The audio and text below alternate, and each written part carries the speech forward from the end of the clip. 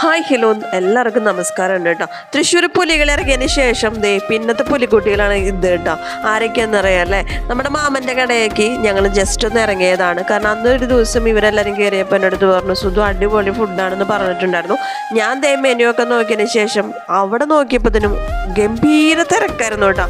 നിന്ന് തിരിയാൻ സ്ഥലമില്ല അവിടെ. അങ്ങനെ ഞങ്ങൾ അതിൻ്റെ ഉള്ളിൽ കൂടെ നിന്ന് കുറേ നേരം നിന്നിട്ടാണ് ഞങ്ങൾക്ക് സീറ്റൊക്കെ കിട്ടിയത് കേട്ടോ. അപ്പോൾ എൻ്റെ കൂട്ടുകാരികൾ പറഞ്ഞു ഇവിടെ നിൽക്കണ്ട, ടൈം ഒരുപാടായി. ഞങ്ങൾ ക്ലാസ്സിൽ നിന്നാണ് ഞങ്ങൾ ഇറങ്ങിയിട്ടുണ്ടായിരുന്നത്. ആ ക്ലാസ്സിലേക്ക് എത്തും വേണമല്ലോ. അപ്പോൾ ടൈം ഇല്ലാത്തത് കൊണ്ട് പറഞ്ഞു വേണ്ട, നമുക്ക് ഫുഡ് കിട്ടാൻ നേരം വൈകുന്നു പറഞ്ഞതുകൊണ്ട് തന്നെ ഇവിടുത്തെ ഒരു ഐറ്റംസും ആംബിയൻസും ഒക്കെ കണ്ടിട്ട് എങ്ങനെ കഴിക്കാതെ പോരാന്ന് വിചാരിച്ചിട്ട് ഞങ്ങൾ വന്നതല്ലേ എന്ന് വിചാരിച്ചിട്ട് ഞങ്ങൾ സീറ്റ് പിടിച്ച് കഴിച്ചിട്ടേ ഞങ്ങൾ ഇറങ്ങിയുള്ളൂ കേട്ടോ. പക്ഷെ ദർശനയ്ക്ക് മാത്രം സീറ്റ് കിട്ടിയില്ല. ദർശനത്തെ ആ സൈഡിൽ ഇരുന്നിട്ട് ചിരിച്ചുകൊണ്ട് ഞങ്ങൾ കഴിക്കണം നോക്കിയിരുന്നിട്ടോ. ഞാനൊരു ഉരുളൊക്കെ കൊടുത്തിട്ടുണ്ടായിരുന്നു. അങ്ങനെ അതൊക്കെ വിശപ്പടക്കി അവിടെ ഇരിക്കുന്നുണ്ടായിരുന്നു കേട്ടോ. അങ്ങനെ ആ ഐറ്റംസൊക്കെ മുന്നിൽ കൊണ്ടുവച്ചു. ഇങ്ങനെ ഐറ്റംസ് നമ്മുടെ മുന്നിൽ കൊണ്ടുവച്ച് കഴിഞ്ഞാൽ നമുക്ക് എന്താ ഏതാ എടുക്കാതെ എങ്ങനെ അറിയാമല്ലേ?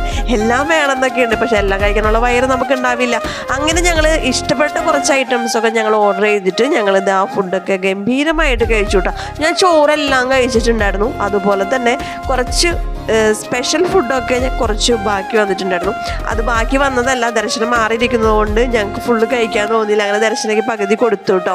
കാരണം ഇനി സെപ്പറേറ്റ് അവൾക്ക് മാത്രം ഓർഡർ ചെയ്യണ്ടല്ലോ എന്ന് വിചാരിച്ചിട്ട് അവൾക്ക് ഒരു ഓഹരി ഞങ്ങൾ മാറ്റി വെച്ചിട്ടുണ്ടായിരുന്നു.